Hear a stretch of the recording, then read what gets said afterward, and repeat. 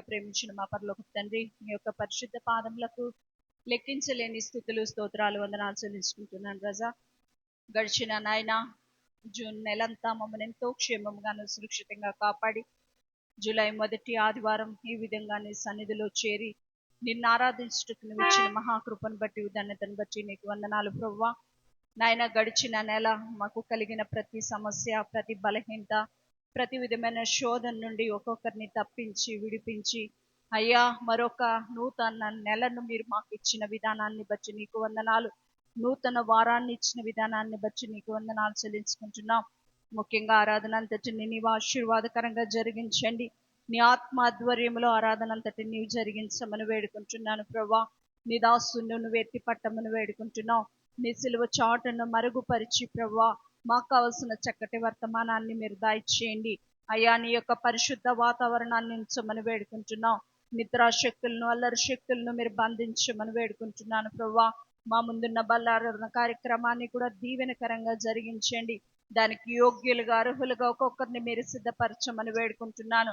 బాప్తిస్మ కార్యక్రమాలు కూడా ఉన్నాయి ప్రభా. వాటిని కూడా నాయన నీ నామ మహిమార్థమై జరిగించమని వేడుకుంటున్నాం. వారు కూడా మరి నూతన తీర్మానములు నాయన వారు కలిగి ఉండగలుగుటకు అటువంటి నీ కార్యం జరిగించమని నీ సన్నిధిలో ప్రార్థిస్తున్నాం. ఈ దినము జరగవలసిన ప్రతి కార్యక్రమాల్లో మీరుండి అయ్యా మీరే మహిమ తెచ్చుకోమని నీ సన్నిధిలో ప్రార్థిస్తున్నామయ్యా. ముఖ్యంగా రావాల్సిన ప్రతి బిడను క్షేమముగా త్వరితంగా మీరు తోడుకురండి ప్రభా. ఎవరు ఏ సమస్యలతో రాలేకపోతూ ఉంటే మరొక తరుణాన్ని మీరు దయచేయండి. సమయం ఉండి కూడా నిర్లక్ష్యము చేస్తున్న బిడలను దర్శించి నాయన త్వరపెట్టి నీ సన్నిధికి నీవు తోడుకురమ్మని వేడుకుంటున్నానయ్యా. నాయన త్వరపెట్టి నీ సన్నిధికి నీవు తోడుకురండి. చేరువచ్చిన ప్రతి బిడ నిమిత్తం నీ సన్నిధిలో ప్రార్థిస్తున్నావు. ఒట్టిగా వచ్చిన మమ్ములను ప్రభువా నీ నిండైన దీవెనలతో నాయన నీవు నింపి పంపమని నీ సన్నిధిలో ప్రార్థిస్తున్నావు. వాతావరణం అంతటి నీ స్వాధీనంలో ఉంచుకోనండి. పాటలు పాడే బిడ్డలను, వాయిద్యాలు వాయించే బిడ్డలను నీ ఆత్మతో నీవు నింపి నాయన బలపరచమని, కేవలము నీ నామానికి మాత్రమే మహిమ తెచ్చుకోమని యేసు నామం పేరట బ్రతిమలాడి వేడుకొంచున్నాము తండ్రి, ఆమేన్.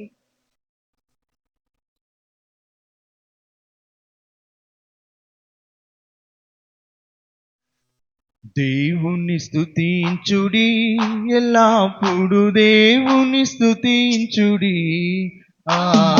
దేవుని స్తుతించుడి, ఎల్లప్పుడు దేవుని స్తుతించుడి. ఆయన పరిశుద్ధాలయమందు, ఆయన పరిశుద్ధాలయమందు, ఆయన సన్నిధిలో, ఆయన సన్నిధిలో ఎల్లప్పుడు దేవుని స్తుతించుడి. దేవుని స్తుతించుడి, ఎల్లప్పుడు దేవుని స్తుతించుడి.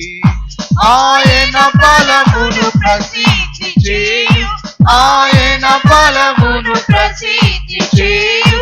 ఆకాశ విశాలమందు, ఆకాశ విశాలమందు ఎల్లప్పుడు దేవుని స్తుతించుడి. దేవుని స్తుతించుడి, ఎల్లప్పుడు దేవుని స్తుతించుడి. ఆయన పరక్రమ కార్యములు బాటి, ఆయన పరక్రమ కార్యములు బాటి, ఆయన ప్రభావమును, ఆయన ప్రభావమును ఎల్లప్పుడు దేవుని స్తుతించుడి. దేవుని స్తుతించుడి, ఎల్లప్పుడు దేవుని స్తుతించుడి. పూరాత్మనితో ఆయన స్తుతించుడి, పూరాత్మనితో ఆయన స్తుతించుడి. స్వరమండలములతో,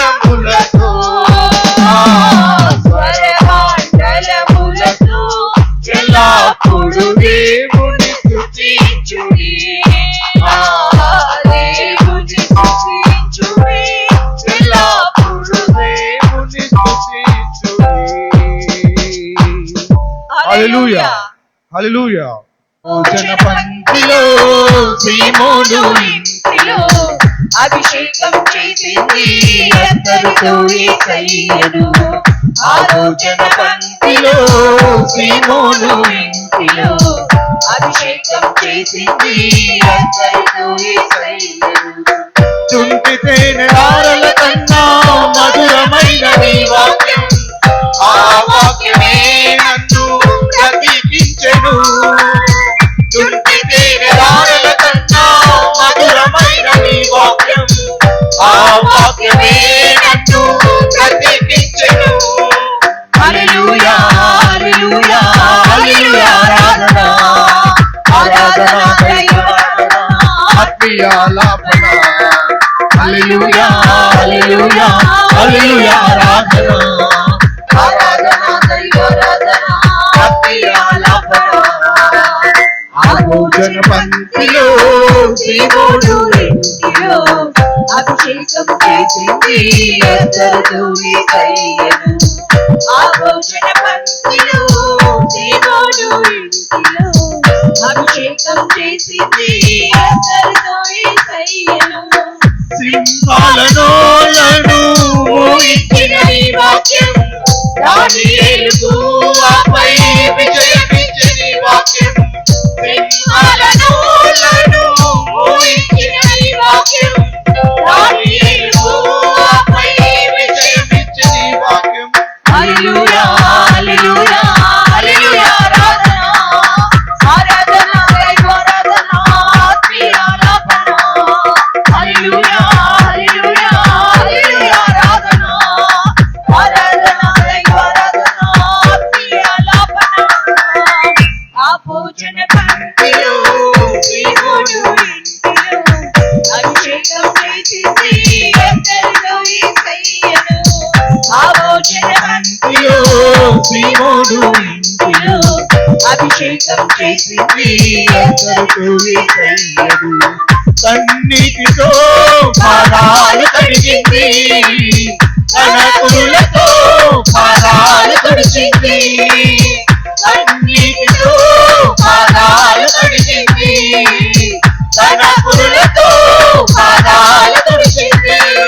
సువాసన సువాసన ఇల్లంత సువాసన, ఆరాధన దైవారాధన ఆత్మీయాలాపన. సువాసన సువాసన ఇల్లంత సువాసన, ఆరాధన దైవారాధన ఆత్మీయాలాపన. హల్లెలూయా హల్లెలూయా. అంచెదినములయందు ఆత్మడు మనుషులందరి మీద కృమ్మరించుమయా. అంచెదినములయందు ఆత్మడు మనుషులందరి మీద కుమ్మరించుమయా. దేవా యవ్వనులకు దర్శనము కలుగజేయుము. దేవా యవ్వనులకు దర్శనము కలుగజేయుము. దినములయందు ఆత్మడు మనుషులందరి మీద కుమ్మరించుమయా. దినములయందు లోకెంతో విస్తారము కోసేటి వారు లేరు. యవ్వనులకు నీ పిలుపునిచ్చి సేవకు తరలించుము. లోకెంతో విస్తారము కోసేటి వారు లేరు. యవ్వనులకు నీ పిలుపునిచ్చి సేవకు తరలించుము.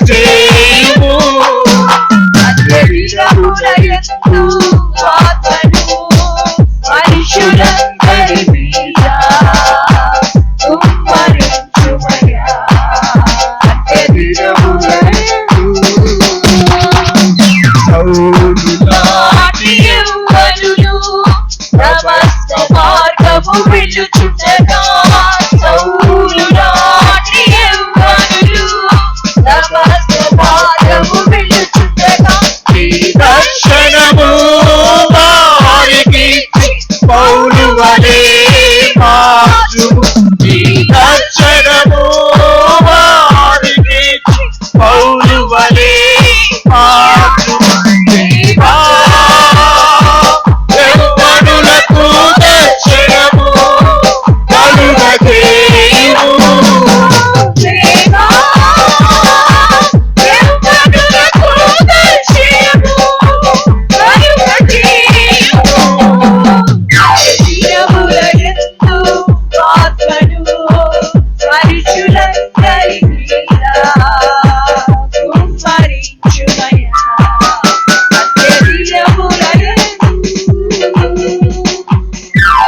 హల్లెలూయా హల్లెలూయా హల్లెలూయా.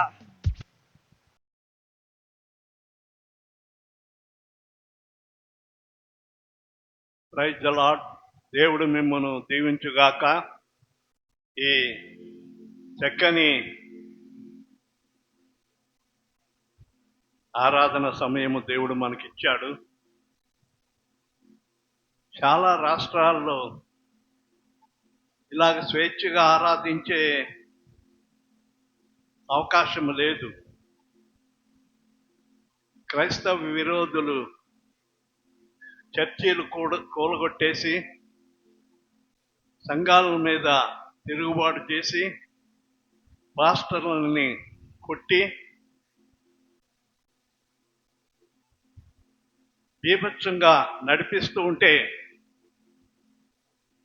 చాలామంది చర్చిలు మూయబడ్డాయి. పక్కన కర్ణాటక కూడా, మన పక్కనే కర్ణాటక ఇప్పుడు కాంగ్రెస్ వచ్చింది కాబట్టి చక్కగా గాలి పెట్టుకుంటున్నారు. కర్ణాటకలో కూడా చాలా తిరుగుబాటు జరిగింది. అయితే ప్రియమైన వారలారా, ఈ అవకాశాన్ని మనకిచ్చాడు. మనం ఎంతో స్వేచ్ఛగా దేవుణ్ణి ఆరాధించవలసిన సమయము. ఈ సమయాన్ని మనమే దుర్వినియోగం చేసుకుంటున్నాం. దేవుని సన్నిధికి అందరూ ప్రతి వారము, వారం విడిసిన వారం అని ఎక్కడా లేదు. ప్రతి వారము కూడా నీ దేవుని సన్నిధిలో కనబడాలి. మోషే 10 ఆజ్ఞలు ఇచ్చాడు. ఆ 10 ఆజ్ఞల్లో ఒక ఆజ్ఞ ఏమిటంటే, విశ్రాంతి దినమును పరిశుద్ధముగా ఆచరించుటకు జ్ఞాపకం ఉంచుకో. అయ్యో, ఆదివారం అన్న సంగతే నాకు తెలియలేదే అని కొంతమంది ఆదివారం కూడా ఆదివారంగా దేవుని ఆరాధించలేకుని దౌర్భాగ్యులు ఎంతో మంది ఉన్నారు. నిర్మలా ద్వారా చక్కని వర్తమానం మరి ఎంతమందికి అర్థమైందో. దేవుని ప్రజలైన ఇశ్రాయేలీయులు ఐగుప్తు దేశము నుండి విడిపింపబడి పాలు తేనెలు ప్రవహించు మంచి దేశానికి వారిని నడిపించాడు. మంచి దేశం అంటే కొండలు లోయలు కలిగిన ప్రాంతమే, కానీ దేవుడు ఏర్పాటు చేసుకున్న ప్రాంతం కాబట్టి అక్కడ మంచి పంట. ఎప్పుడన్నా దేవుని చిత్తమైతే ఆ కనాను దేశమును గురించి నేను చెప్పాలని ఆశపడుతుంది. అక్కడ మంచి భూమిలో ఖనిజాలు, ఇత్తడి, రాగి, ఇనుము, మరి అలాగే మంచి ఆయిల్, కిరసన్ ఆయిల్ కానివ్వండి, డీజిల్ కానీ, పెట్రోల్ కానీ, అవన్నీ కూడా దేశంలో చక్కగా దొరుకుతూ ఉంటాయంట. అటువంటి మంచి దేశము. ఆ దేశానికి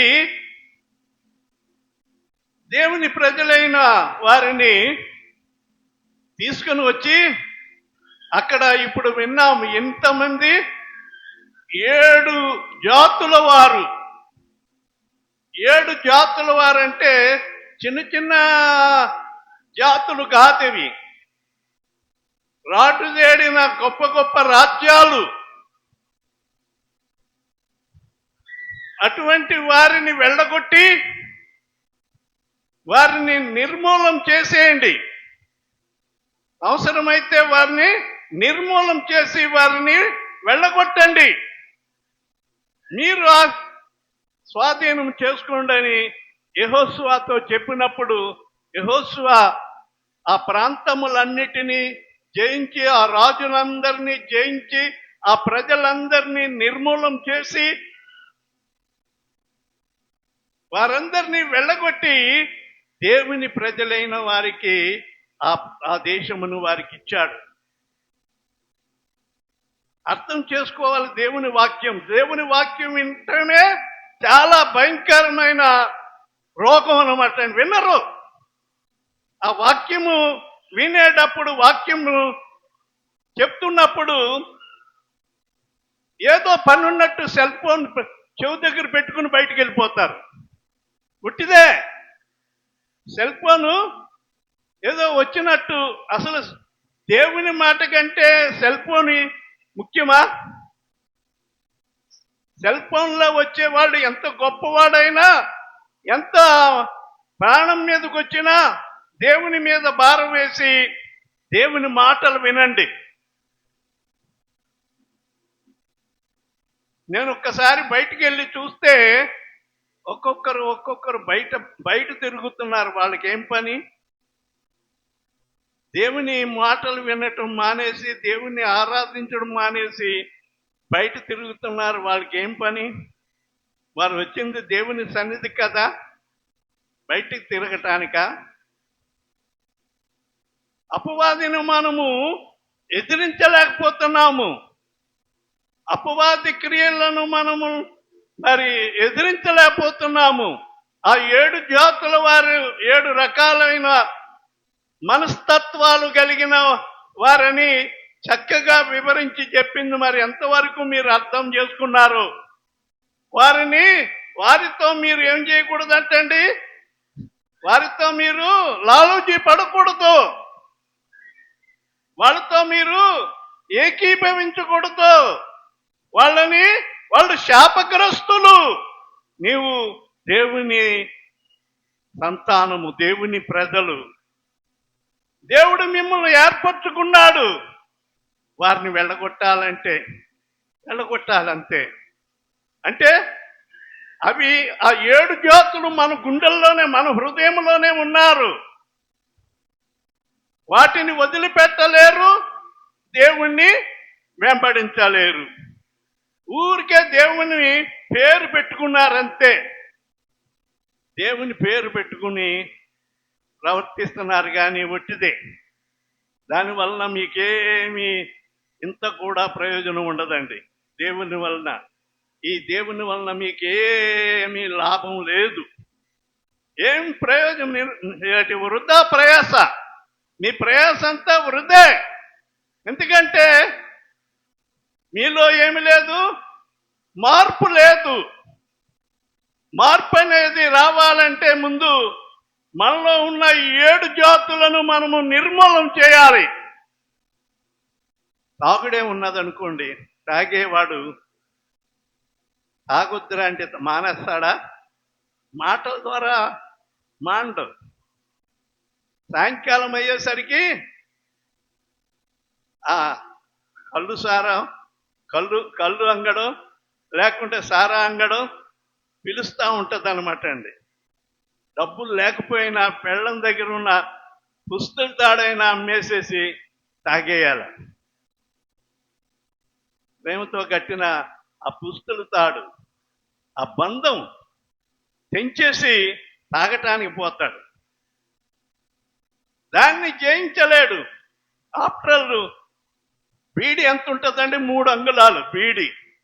6 అడుగుల మనిషి 3 అంగుళాల బీడికి బానిస అయిపోయాడు. అది లేకపోతే పువ్వల్లా మానేస్తాడు, కానీ అది లేకుంటే ఉండలేడు. వాటినే దేవుని బిడ్డలమైన మనము ఇటువంటి ఆకు ఒక్క అది మంచిదంటండి, పర్వాలేదంట, జీర్ణం అవుతుందంట, తిన్నా అన్నము జీర్ణం అవుతుందంట, మంచిదంట. పాడు నీ బతుకు పాడు చేస్తుంది అది. వాటిని మనం తీసుకోవన్నీ మనలో ఉన్న ఈ జాతులు వీటన్నిటినీ వదలాలి. బాప్తీసం తీసుకోవటానికి ఈ దినము 5 మంది వరకు మరి రెడీగా ఉన్నారు. వారిలో మార్పు లేకుండా దేవుని సంతానముగా వారు అంగీకరింపబడరు. దేవుడు అంగీకరించాలి. మా చిన్నతనంలో బాప్తీసము ఇచ్చే ముందు ఒక రోజంతా ఉపవాసం ఉండి దేవుని సన్నిధిలో పశ్చాత్తాపపడి ప్రార్థన చేసి కన్నీరుతో దేవుణ్ణి అడిగితే అప్పుడు పాస్టర్ గారు బాప్తీసం ఇచ్చేవాడు. ఇప్పుడు వాక్యం వాక్యం వినకపోయినా మాకు బాప్తీసం ఇచ్చేయండి అని చెప్పి ముందుకు వస్తారు. అటువంటి వారికి బాప్తీసం ఇచ్చామనుకోండి, బాప్తీసం తీసుకున్న తర్వాత మరుసటి వారమే గుడి మనిషి కనబడ్డు. ఎందుకు బాప్తీసం తీసుకున్నట్టు అర్థం పర్థం లేదు. ప్రేమైన వర్లరా, మనలో మార్పు రావాలి. బాప్తీసం తీసుకోవటానికి దేవుని బిడ్డగా అంగీకరింపబడాలంటే నీటి దగ్గర మనము దేవునికి ప్రమాణం చేస్తున్నాం అన్నమాట అండి. ప్రమాణం, నేను చచ్చే వరకు కూడా ఈ దేవుణ్ణి విడిచిపెట్టను, ఆయన కొరకే జీవిస్తాను, తాగుడు కొరకు కాదు, బీడి కొరకు కాదు, ఒక్కాకు కొరకు కాదు. ఏమండి, ఈ మధ్య నేను కొంతమంది విన్నాను, పేకాట కూడా ఆడతారటండి దేవుని బిడ్డలు. బల్ల తీసుకునే వాళ్ళే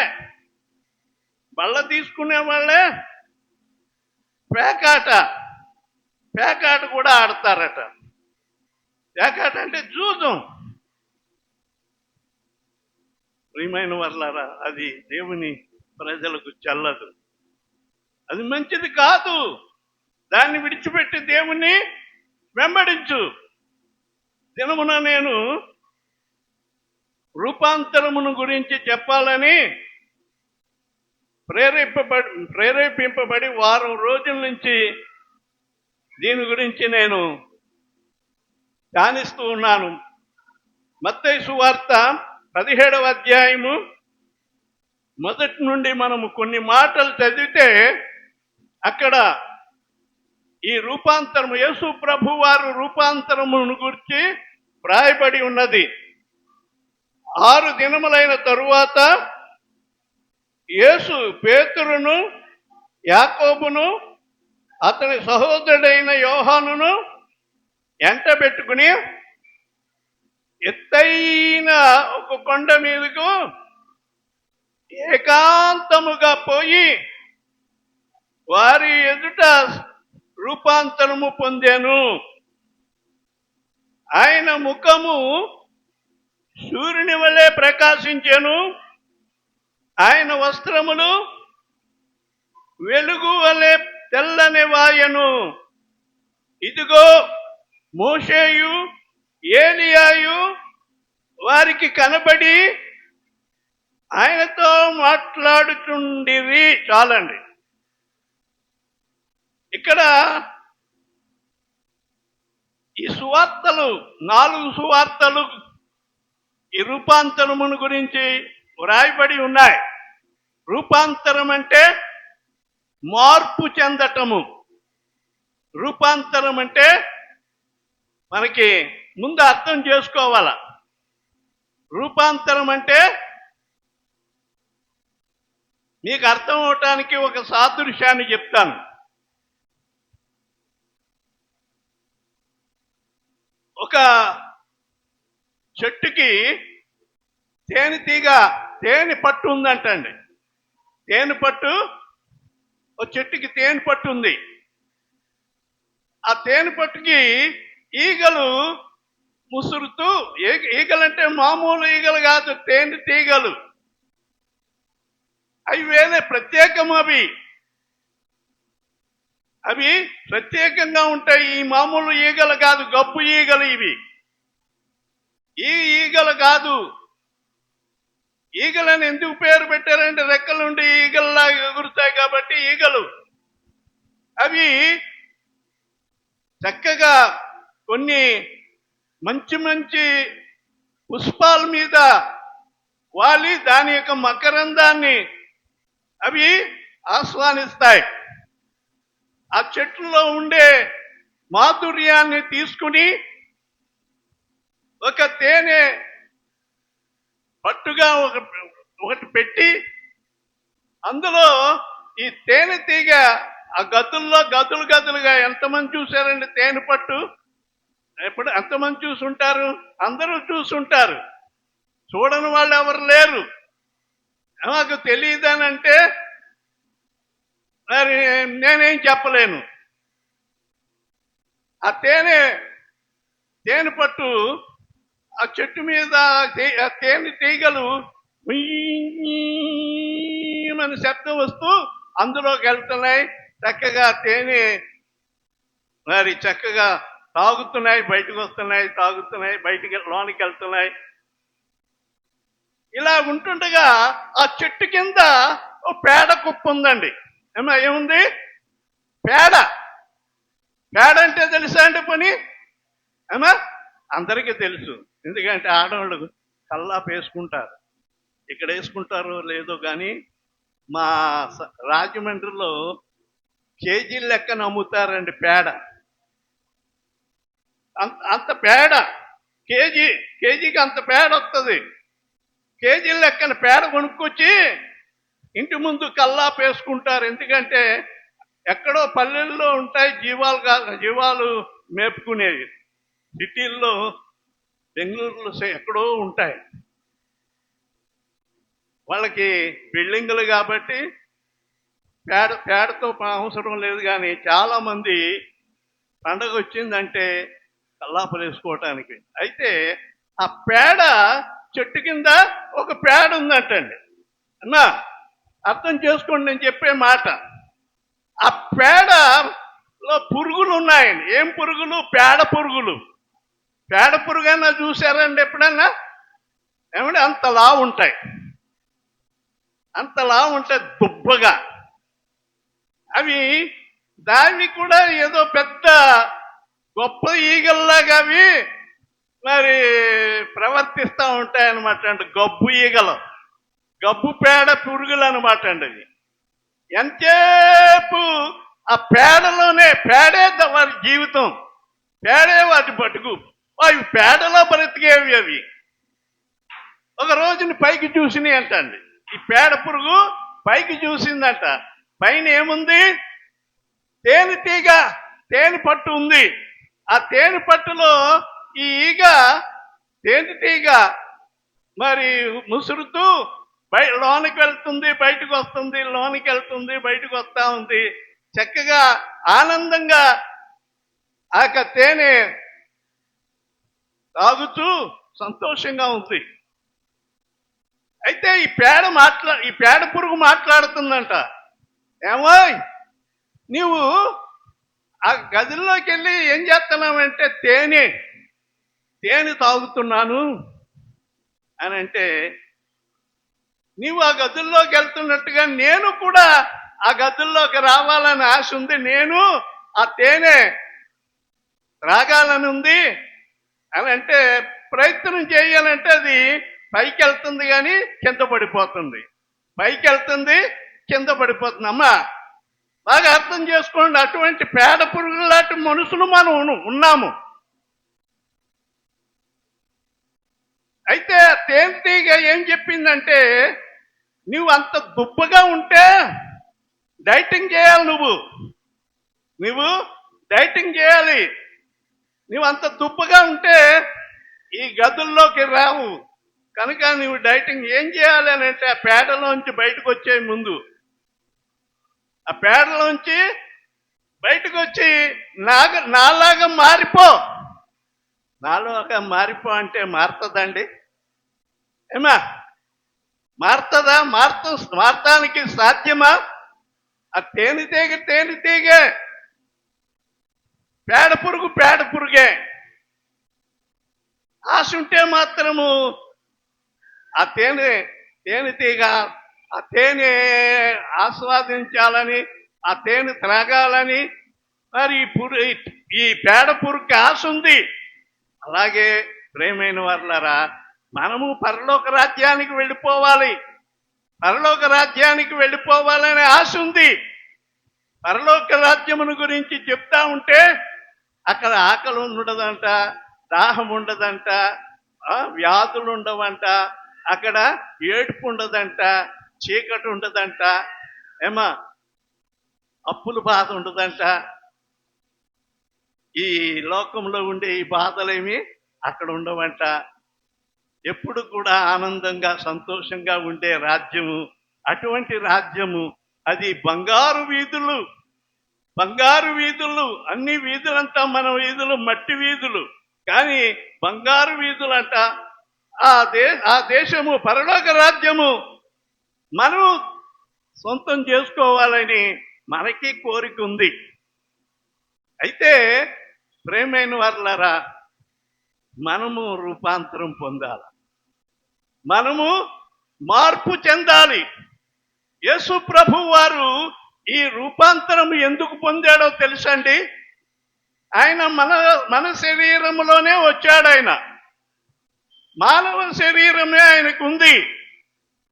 మనకుండే బాధలు ఆయనకున్నాయి, మనకుండే కష్టాలు ఆయనకున్నాయి, మనకుండే నొప్పులు. ప్రతి ఒక్కరు కూడా కాళ్ళు నొప్పులు, నడుము నొప్పులు, చేతులు జోములు, కాళ్ళు జోములు. ఎటువంటి వాళ్ళకైనా కాళ్ళు చేతులు జోములు ఇవి అందరికీ ఉన్నాయి. అక్కడ ఉండవు, పరలోకములో ఆ జోములు ఉండవు, ఆ నొప్పులు ఉండవు. ఇక్కడ వృద్ధాప్యము 50 ఏండ్లు, 50 ఎందుకు 30 ఏండ్లకే ఉండే పెళ్లి కాకుండానే కాళ్ళు లాగుతున్నాయి, చేతులు లాగుతున్నాయి. ఏ పని ఇంత రాయి తీసి పక్కన పెట్టలేడు, నా వల్ల కాదని చెప్పి పక్కకి వెళ్ళిపోతూ ఉంటారు. బలం లేదు. ఇప్పుడు తినే తిండులు కూడా అంతంత మాత్రమే. కానీ ప్రేమైన వారలారా, దేవుని రాజ్యానికి వెళ్ళాలంటే సామాన్యంగా దేవుని రాజ్యం దొరకదు. యేసు ప్రభు వారు కొండ మీదకి వెళ్ళి ఆయన రూపాంతరము ఎలా పొందాడంటే, ఆయన రూపాంతరము పొందాను. ఆయన ముఖము సూర్యుని వలె ప్రకాశించాను, ఆయన వస్త్రములు వెలుగు వలె తెల్లవాయను. చక్కగా ఆయన వెలుగు, ముఖమంతా కూడా వెలుగుమయమైపోయింది, సూర్యుని వలె ప్రకాశిస్తూ ఉన్నాడట. ఆయన ప్రార్థన కొండ మీద ప్రార్థన చేస్తుండగా మోషే ఏలియాలు దిగి వచ్చేశారట ఆయన యుద్ధకు. ఎప్పుడైతే వారు పరలోకము నుండి వారు కిందకి యేసు ప్రభువుని బలపరచడానికి ఆయన పొందబోయే ఆ యజ్ఞము, శిలువ యాగము పొందటానికి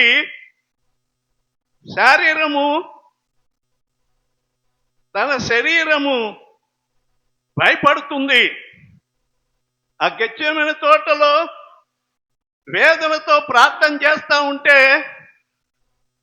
ఆయన శరీరము వణికిపోతూ ఉంది, చెమట రక్తముగా మారిపోయింది. ఆయన ఆతురముగా, ఆయన కళ్ళ ముందు ఆ శిలువ శ్రమ ఆయన కనబడుతుంది.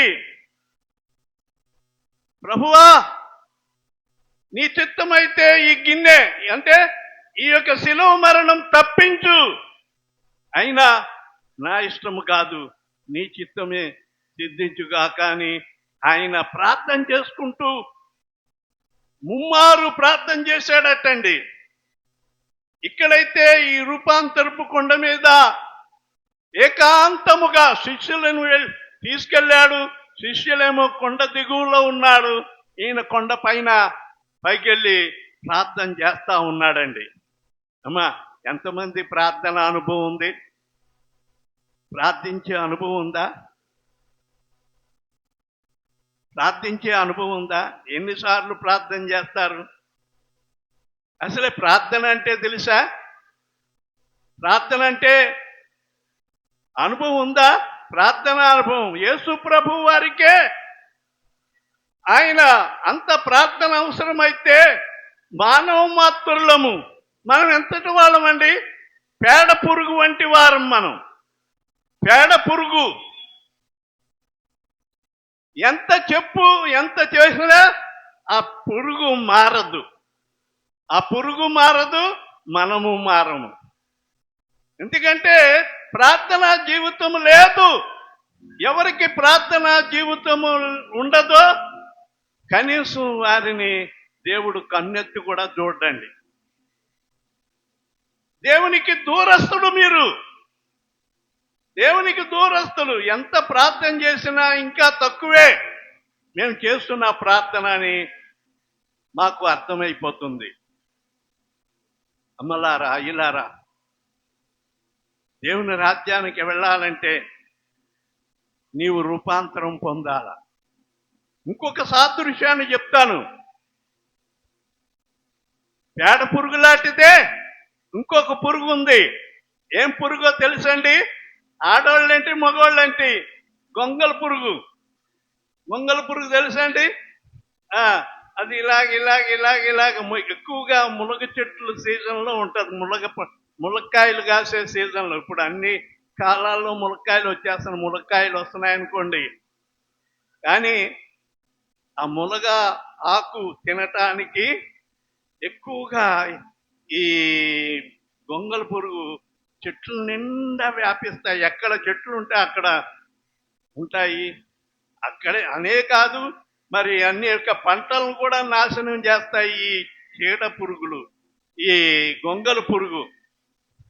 అది ఒంటి మీదకి ఎక్కింది అనుకోండి, ఒళ్ళంతా నవ. ఎందుకంటే అది ముళ్ళు ఉంటాయి. దానికి ఆ యొక్క చూస్తేనే అసహ్యంగా ఉంటుంది ఆ గొంగల పురుగు. అమ్మా, గొంగల పురుగు ఎవరు కూడా దాన్ని ఇష్టపడరు. ఏమన్నా ఇష్టపడే వాళ్ళు ఎవరన్నా ఉంటే ఉన్నారేమో, కానీ నాకు తెలిసి గొంగల పురుగు ఎవరు కూడా ఇష్టపడరు.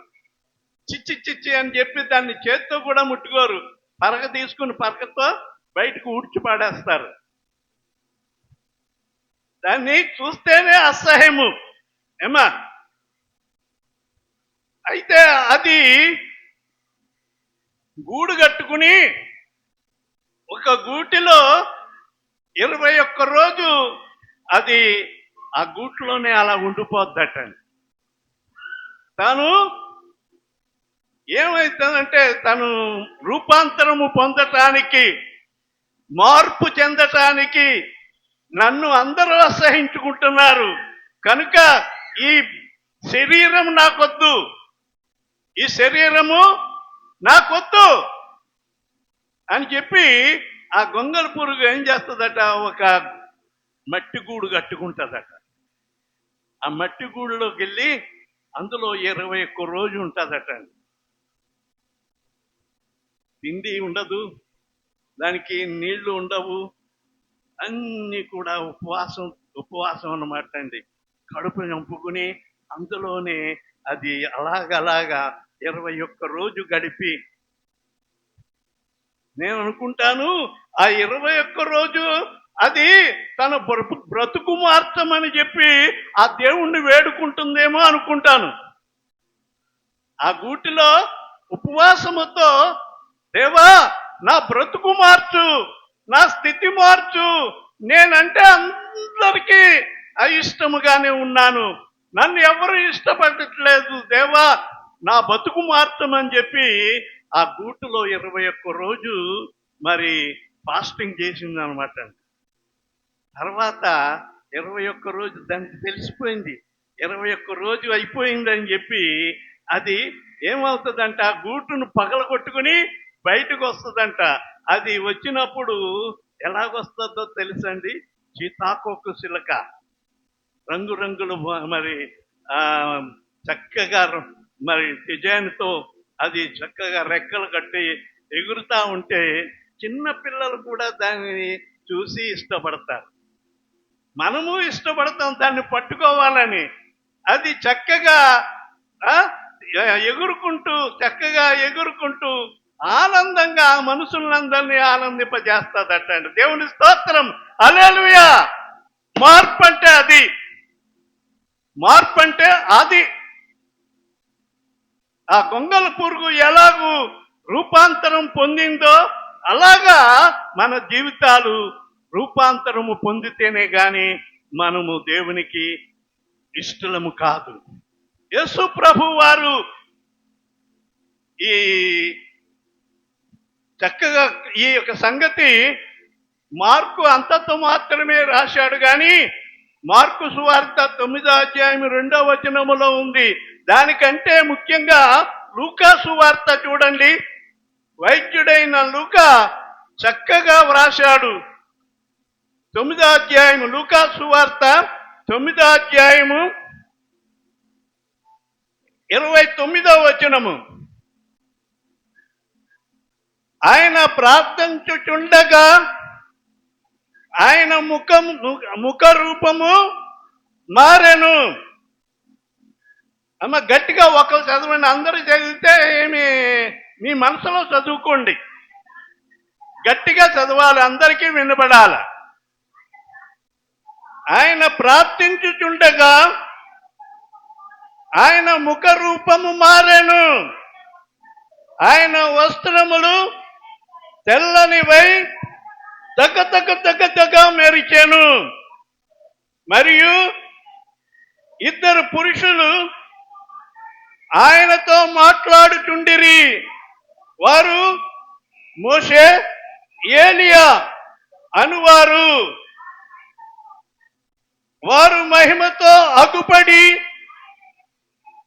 ఆయన యెరూషలేములో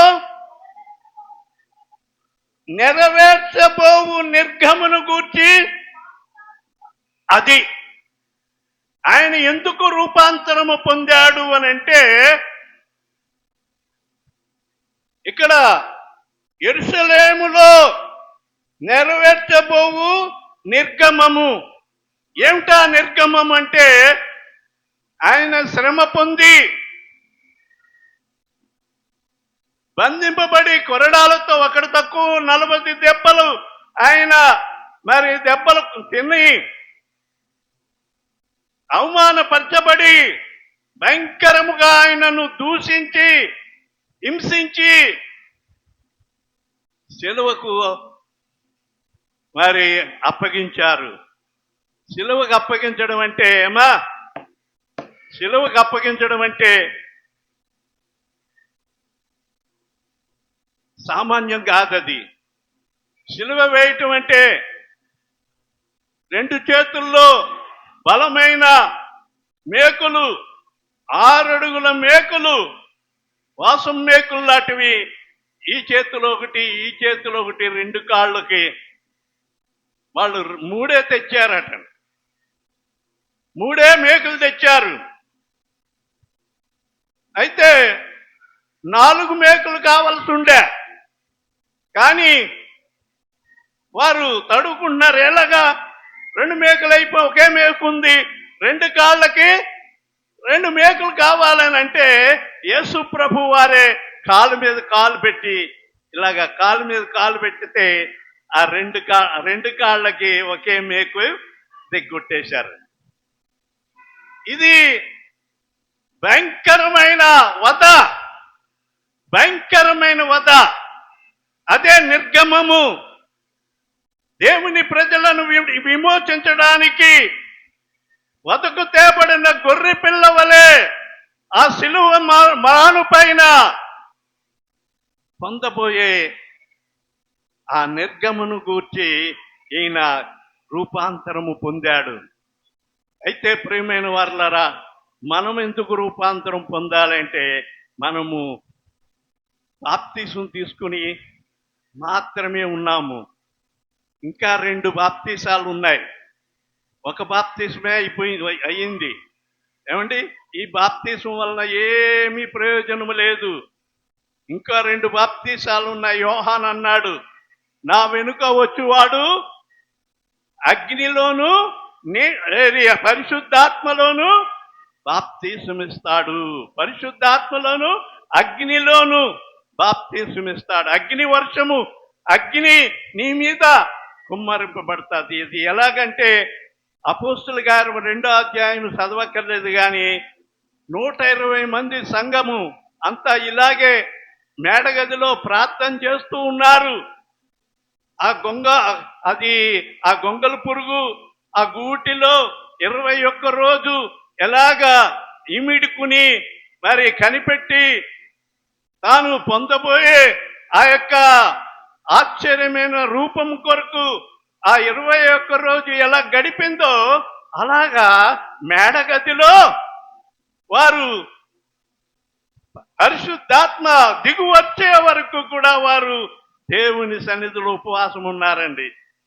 నేను ఇంటికి వెళ్ళి నా మొగుడికి భోజనం పెట్టుకోవాలంటే వెళ్ళిపోవాలని చెప్పి ఏ ఒక్క ఆడది వెళ్ళలేదండి. నేను పిల్లల్ని ఇడిచిపెట్టి వచ్చాను, పిల్లలకి నేను భూమి పెట్టాలి, నేను వెళ్ళిపోతానని ఒక్క ఆడది వెళ్ళిపోలేదండి. నేను ఒక్కరోజే లీవ్ పెట్టాను, అయ్యా నేను ఒక్కరోజే లీవ్ పెట్టాను, నేను వెళ్ళిపోవాలి అని చెప్పి ఏ మగోడు వెళ్ళలేదండి. 120 మంది ఎంతమంది ఉన్నారో అంతమందికి మీద అగ్ని జ్వాలల వంటి ఆత్మ దిగి వచ్చిందంట వారి నెత్తుల మీదకి. దేవుని స్తోత్రం. హల్లెలూయా, హల్లెలూయా. అదండి మార్పు. వారు అప్పుడు శక్తి పొందుకున్నారు. అది అగ్ని బాప్తిస్మం అంటే అది ఆత్మ బాప్తిస్మం. ఆత్మలో వాళ్ళు మరి ఎగిరి గంతులు వేస్తా ఉన్నారు, ఆనందిస్తా ఉన్నారు, దేవుణ్ణి స్తుతిస్తా ఉన్నారు. అలాగే ఎవరైనా ఒకరు ఆత్మలో కానీ కొట్టుకున్నారనుకోండి, వాళ్ళంతా ఇదే రకంగా. ఎందుకంటే మనకు ఆ అనుభవం లేదు కదా, మనం పేడ పురుగులం కదండి, మనం పేడ పురుగులం కాబట్టి మనకు ఆ అనుభవం లేదు. ఆ చక్కగా తేనెటీగ ఆ తేనె తాగుతూ, తేనె అంటే ఏమిటి? దేవుని వాక్యం. దేవుని వాక్యం దుంటె తేనె దారల కంటే మధురమైంది ఈ వాక్యము. వాక్యము దేవుని ప్రజలు వాక్యం తినాలి, మరి చదవాలి. ఎవరు చదువుతున్నారండి ఈ రోజుల్లో? దివ్య అయినా ఏదో పరీక్షలు పెడతా ఉంది కాబట్టి ఆ పరీక్షల కొరకు ఏయో 2 అధ్యాయాలు చదువుతున్నారు కానీ ఏమంటే లేకపోతే బైబిల్ కూడా ముట్టుకోరు ఈ యవనస్తులు. ప్రేమైన వారలారా, దేవుని వాక్యం చదవాలి. రానేయున్నాడు, అతి త్వరగా రానేయున్నాడు. నువ్వు మార్పు పొందకపోతే ఒక్క మాట చెప్పి నేను ముగించేస్తాను. ప్రేమైన వారలారా, చూడండి ప్రకటన గ్రంథము 22వ అధ్యాయము 15వ వచనం చదవమ్మా. 22:15. కుక్కలను, మాంత్రికులను, వ్యభిచారులను, నరహంతకులను, విగ్రహారాధికులను, అబద్ధమును ప్రేమించి జరిగించు ప్రతి వాడును వెలుపట నుందురు. అమ్మా, వెలుపట అంటే దేవుని రాజ్యములో కాదు. దేవుని రాజ్యములో ఈ జాతులు వారు ఉండరు. ఇందాక కొన్ని జాతుల గురించి విన్నాము. ఇక్కడ కొన్ని జాతుల వారు ఉన్నారు. కుక్కలంటే ఈ వీధి కుక్కలు కాదు, మనం పెంచుకునే కుక్కలు కాదు. కుక్కల్లాంటి స్వభావం కలిగిన వారు మనలో చాలా మంది ఉంటారండి. దేవుని దగ్గర ఒప్పుకుంటారు, పాపాలు ఒప్పుకుంటారు. దేవా నేను పాపిని అని చెప్పి పాపాలు ఒప్పుకుంటారు. నా అలవాట్లు మార్చు ప్రభువా అని ఒప్పుకుంటారు. బయటికి వెళ్ళిన తర్వాత వాటినే తింటారు. కుక్క అంతే, వాంతు చేసి, ఆ మాట చెప్పడానికి కూడా నాకు చాలా అసహ్యం అనిపిస్తా ఉంది. అది అని వాంతు చేసి అలా ఊరంతా తిరిగి ఏమండి మళ్ళా వచ్చి అదే తింటదట. అలాంటి బుద్ధి ఎవరికి ఉంది? ఎవరికి? దేవుని బిడ్డలకు ఉండకూడదంట. నీవు దేవుణ్ణి నమ్మావు, దేవుని కొరకు జీవించాలి. పేతురు అంటాడట, కుక్క వాంతుకు తిరిగినట్లు, పంది కడగబడిన పంది బురదలో పడినట్లు మనము పడకూడదట. బురద అయ్యా, నీ పని జరగట్లేదంటే నీలో మార్పు వచ్చిందా? మార్పు రావాలి. మనలో మార్పు లేకపోతే నీ ఒక్కడవే కాదు, చాలా మంది, నేను కూడా చెప్తున్నాను, నాకు కూడా చెప్పుకుంటున్నాను, మనలో మార్పు లేకపోతే దేవుని రాజ్యానికి వెళ్ళలేము. కనీసం ఆ దరిదాపుల్లో కూడా మనం చూద్దామన్నా కూడా చూడనివ్వడండి. మోషేకైనా దేవుడు ఆ యొక్క పర్వతం మీద తీసుకెళ్ళి, నెబో అనే పర్వతం మీద తీసుకెళ్ళి, ఇదిగో నీ ప్రజలకి నేను వాగ్దానం చేసిన ఆ దేశం అదిగో చూడు అని చెప్పి ఆ కనాను దేశాన్ని వారికి చూపించాడు మోషేకి. కనీసం మనకు ఆ ఎంట్రన్స్ కూడా ఉండదు అనమాట. ఎందుకంటే మన బుద్ధి మారదు, మన ప్రవర్తన మారదు. ప్రార్థన అంటే ఇష్టం ఉండదు. ప్రార్థనకి రావేమో అంటే బోల్డ్ సాకులు చెప్తాము, బోల్డ్ సాకులు. దాంతోనే అందులోనే పడుండు అంతే. నీకేమి ఇంకా నీకు విడుదల లేదు, నీకు విడుదల దొరకదు, దేవుని రాజ్యములో నీకు ప్రవేశం ఉండదు. ప్రేమైన వారలారా, అంతేపు బురద ఈ పాపపు బురదలోనే మనం కొట్లాడుతూ ఉంటే ఎప్పుడు తెలుసుకుంటావు నీ దేవుని? వారం వింటున్నావు, దేవుని మాటలు వింటున్నావు, కానీ నీలో మార్పు లేదు. రూపాంతరము పొందాలి. యేసయ్య ఎట్లా రూపాంతరం పొందాడు? ఆయన ముఖము ప్రకాశించిందట, ఆయన ముఖము ప్రకాశించింది. ఆయన వస్త్రములు తెల్లగా, ఏ సాకలి సలువ చేయని అంత తెల్లగా ఆయన వస్త్రములు మారిపోయినాయటండి. మన వస్త్రం మారిపోవటం సంగతి ఎలాగున్నామా? వస్త్రం అంటే మన యొక్క ఆత్మ మహిమ వస్త్రము దేవుడు మనకి ఇవ్వబోతున్నాడు. ఆ మహిమ వస్త్రము నీకు కావాలంటే ఆ మహిమ వస్త్రము ఎవరైతే ధరించుకుంటారో వారికి మాత్రమే దేవుని రాజ్యములో అర్హత. పంది బతుకులు, ఈ పేడ బతుకు మనకు వద్దండి. పేడ బతుకును వదిలేద్దాం. మనం రూపాంతరం పొందుతాం. దేవుని సన్నిధిలో అడుగుతాం, దేవా నన్ను కరుణించు, దేవా నన్ను కరుణించు. దేవుడు కరుణించే వరకు నీవు దేవుని సన్నిధిని విడిచి వెళ్ళకూడదు. దేవుడు కరుణించాలి. ఇది ముఖ్యమా? దేవుని రాజ్యము ముఖ్యమా? ఈ లోకం ముఖ్యమా? ఈ లోకములో నిత్యము నీవు ఉండవు. ఈ లోకాన్ని నువ్వు ప్రేమిస్తే ఈ లోకము దాని ఆశలు గతించిపోతాయి. మరి నీ గతి ఏమిటి? నీ పరిస్థితి ఏమిటి? సంఘం ఎత్తబడిన తర్వాత భయంకరమైన హింసలు రాబోతున్నాయి. నీవు ఎత్తబడాలంటే ఇప్పుడే సిద్ధము. దేవుడు ఇంకా సమయం ఇస్తున్నాడండి. సమయం అయిపోయిన తర్వాత ఒక్క నిమిషము కూడా ఆగడైనా, ఒక్క నిమిషం కూడా, అయ్యా ఒక్క నిమిషము నువ్వు ఒక్కరోజు ఆగి ఉంటే నేను మార్పు చెందు అని అప్పుడు అనుకుంటావు. అయ్యా ఒక్కరోజు నీవు నాకు సమయం ఇచ్చుంటే నేను మారిపోదునని అనుకుంటావేమో. కానీ ప్రియమైన వారలారా, ఒక్క సెకండ్ కూడా నీకు టైం ఇవ్వడం. ఎందుకంటే ఆయన ఇంకా దీర్ఘశాంతము చూపుతూనే ఉన్నాడు, ఇంకా నీకు సమయం ఇస్తూనే ఉన్నాడు. ఈ సమయము నీవు వృధా చేస్తున్నావు. ప్రియమైన సహోదరుడా, సహోదరి, నీవు రూపాంతరం ఎప్పుడు పొందుతావు? నేను బాప్తీసం తీసుకున్నాను కదండి, నాకు దేవుని రాజ్యము నాకు వచ్చేస్తుంది, దేవుని రాజ్యములో నేను ఆనందిస్తానని అనుకుంటున్నారు ఏమో. దేవుని రాజ్యంలోకి వచ్చి బల్ల తీసుకున్నంతట్లో, ఏమండి, బల్ల తీసుకుని ఎంత తప్పుడు పనులు చేయట్లేదండి.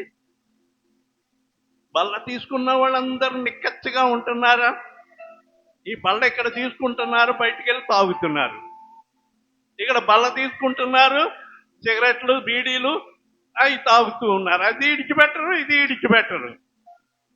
అందుకనే ఎప్పుడు చదువుతుంటాను కొరింథీ పత్రిక 11వ అధ్యాయంలో, ఏమండి, మీరు శిక్షా విధి కలుగకుండానట్లు విమర్శ చేసుకోవాలట. విమర్శ అంటే మనము అన్ని అర్థమవుతాయి. ఈ మాటలు మనం అర్థం అవట్లేదు. ఎందుకంటే మనం పేడ పురుగులం కాబట్టి వాక్యం అర్థం అవ్వదు. వాక్యం అర్థం చేసుకోవటానికి ప్రయత్నం చేయి. ప్రభువా, నేను వాక్యం వింటున్నాను కానీ నాకు అర్థం కావట్లేదు నాయన, ఆ వాక్యం అర్థమయ్యేటట్టు అట్టి జ్ఞానాన్ని నాకు దయచేయి ప్రభు అని ఇంటి దగ్గర బయలుదేరి వచ్చేటప్పుడే నువ్వు ప్రార్థన చేసుకునిరా. దేవుడు చక్కని జ్ఞానాత్మను ఇస్తాడు, వాక్యమును అర్థం చేసుకునే జ్ఞానం ఇస్తాడు. ఇంకా నీవు పసిపిల్లలాగే నువ్వు ఉంటే ఏమీ ప్రయోజనం లేదు. వచ్చుచున్నవాడు ఆలస్యం చేయక వస్తూ ఉన్నాడు. ఏ గడిలో వస్తాడో, ఏ సమయంలో వస్తాడో, ఎప్పుడు వస్తాడో అప్పటికి మనము రెడీగా ఉంటే మనం కొనిపోతాడు. మనం రెడీ లేము. అప్పుడు నువ్వు అడిగితే సమయం నీకు ఇవ్వడుగా. అప్పుడు నీకు సమయం ఏమంటాడో తెలుసామా?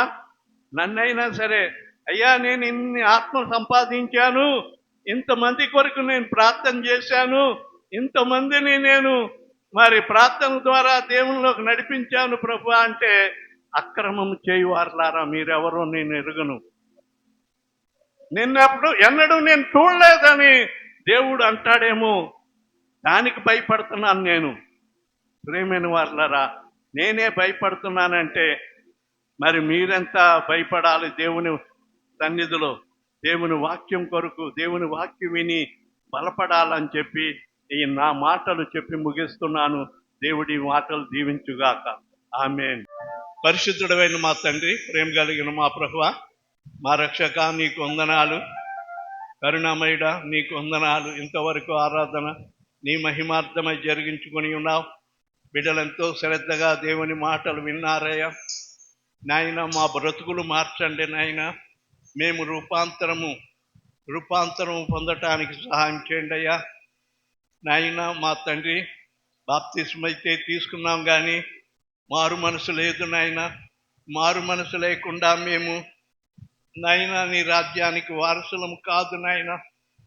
మా ప్రభువా, మేము మార్పు చెందాలి నాయన. మా ప్రభువా, నీవు సిలువ యాగం చేయటానికి రూపాంతరం పొందినట్లుగా మేము పరలోక రాజ్యానికి వారసులం కావటానికి మా జీవితాలు మార్చుకోవాలి నాయన. అట్టి అనుభవాన్ని ప్రతి ఒక్కరికి దయచేయండి. ఈ వాక్యము వృధాగా పోకుండా ప్రతి ఒక్కరిలో కార్యం జరిగించి మహిమ పొందమని మనం చేస్తున్నాం నాయన. మా ప్రభువా, యేసయ్య బాప్తిసం పొందబోతున్న బిడ్డలను దీవించండి నాయన. మా రక్షకాన్ని రాజ్య వారసులుగా వారిని అంగీకరించమని మనం చేస్తున్నాం. దయ చూపండి నాయన. మా ప్రభువా, ఈ వారమంతా నీ సన్నిధి మాతో ఉంచండి.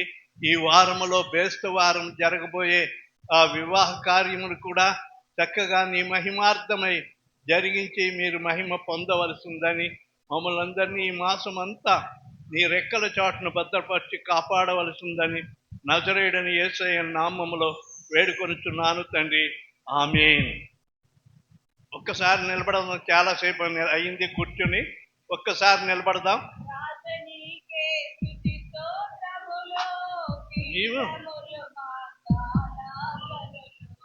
రాజనీకే స్తుతి స్తోత్రములు, గీతములు, మంగళధ్వనులు,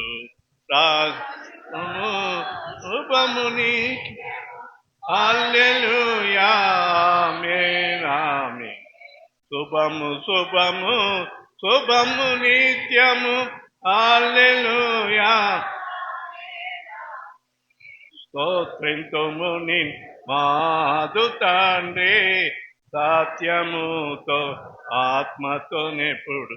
మన తండ్రి అయిన దేవుని ప్రేమ, ప్రభువైన యేసుక్రీస్తు వారి యొక్క కృప, పరిశుద్ధాత్మ యొక్క నిత్య సహవాసము కూడి వచ్చిన మనందరికీ సదా తోడై ఉండును గాక. ఆమేన్.